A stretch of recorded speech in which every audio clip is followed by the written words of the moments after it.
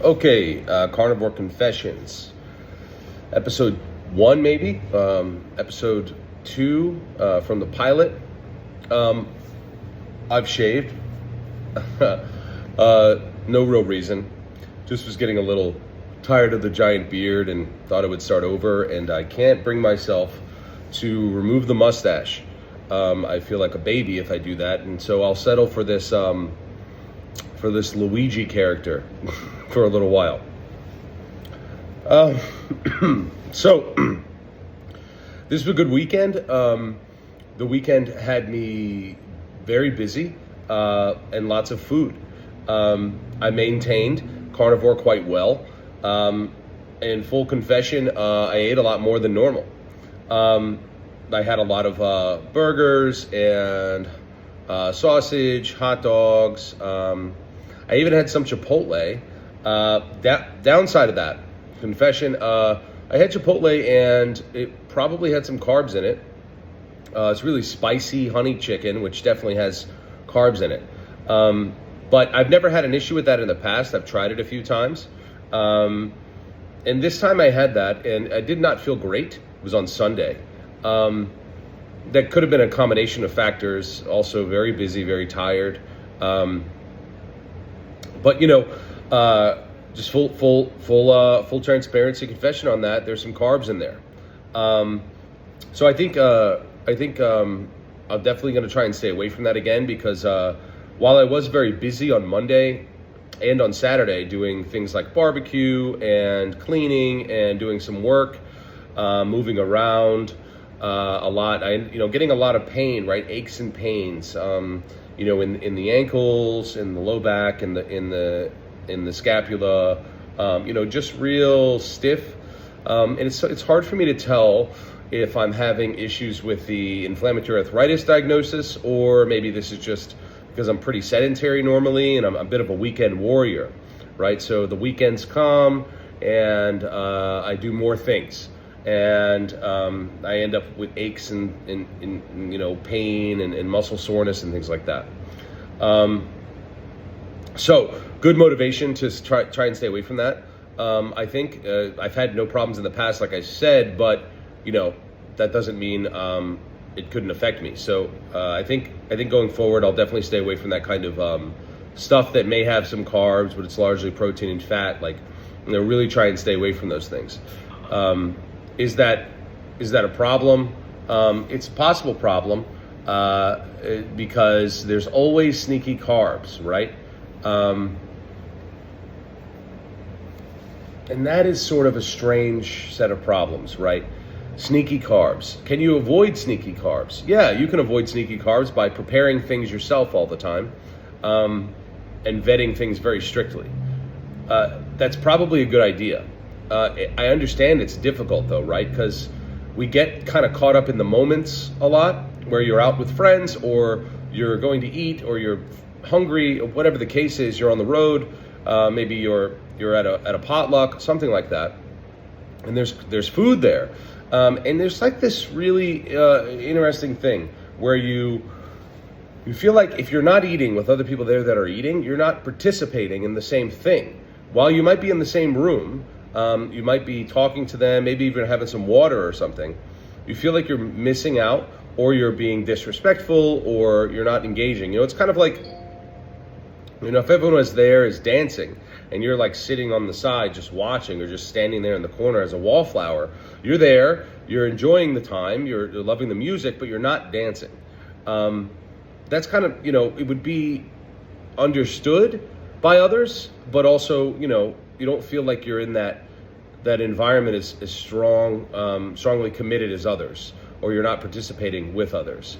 And I think that's, just kind of the scenario we're in, where you feel as though if you're not eating, you're not involved. That's tough. And I think there's a sense in which a community feels lesser or not as tight if you're not doing the same things. Now, it's easy to say, oh, those people are not your real friends if they're pressuring you to eat when you know you have reasons not to. But that's not so simple. They may love you, they may treat you just fine, You may have no real problems with them, but there's still a sense in which you feel like you're being left out, or you're not participating, or you're not enjoying the same things they're enjoying, and why shouldn't you? And that's a hurdle I think maybe many people have to get over. It's not easy though. And so there's a few ways to prepare for that. One, don't go hungry and, just let them respect the fact that you're not eating. Two, make way better choices when you're there.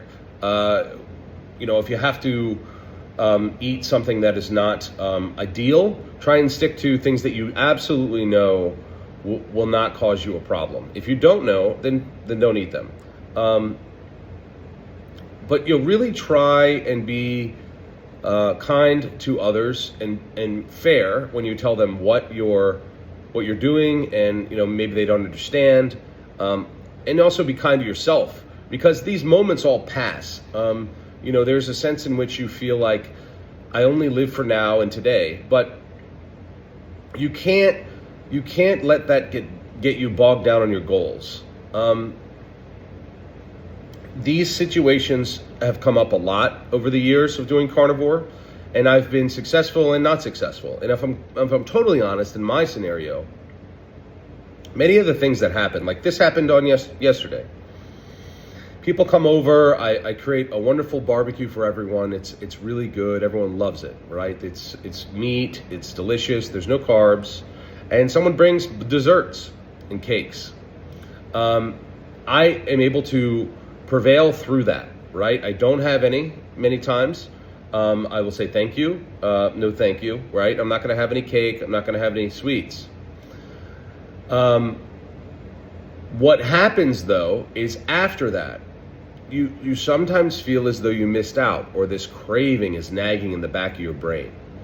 And for me, you would have a situation where everyone was eating, you didn't eat, you abstained, stayed strict, and then later that evening or maybe the next day, you're like, man, that felt good. I really want to indulge. And you find yourself falling off the wagon, but in private.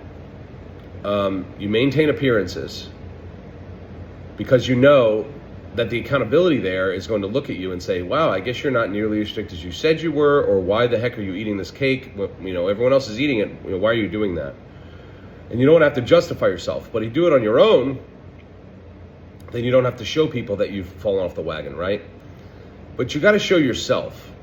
And so that's the thing that I think we have to get over here, which is there's flies everywhere. It's that time of year.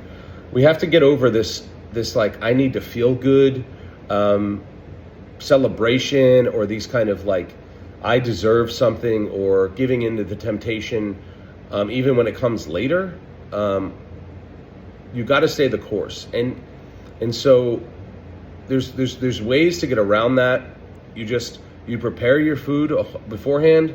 I think one of the things we probably lack in, and of course I'm saying we, this might just be me, right? But talk to somebody who's holding you accountable.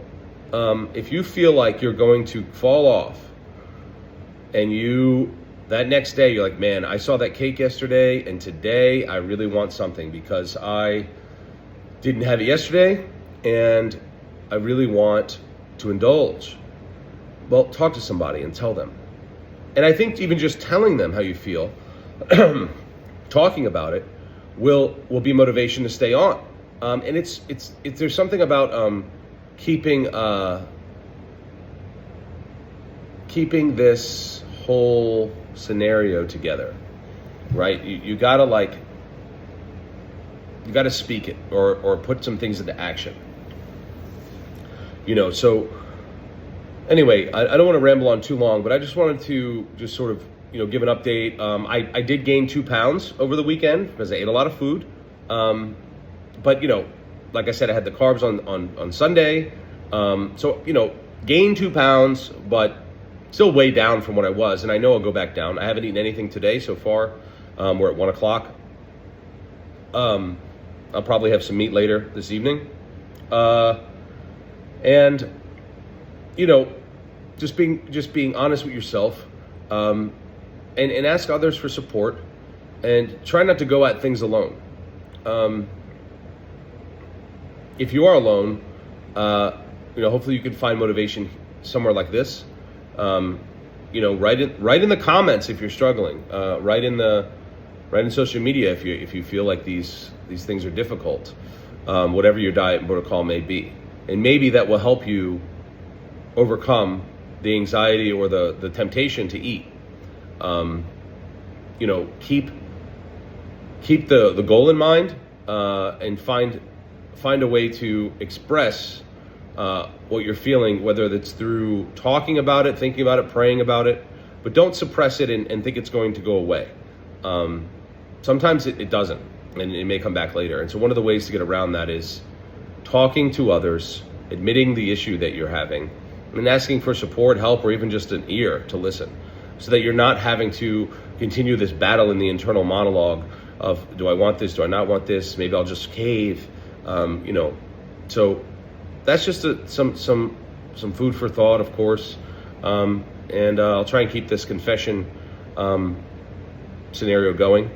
I may also start doing like progress tracking, where you can see, the scale, the trend over the years, and the recent time, and you can see the real peaks and valleys that I've had over the many years of doing this. This is not recent for me. So thank you again for watching, and God bless.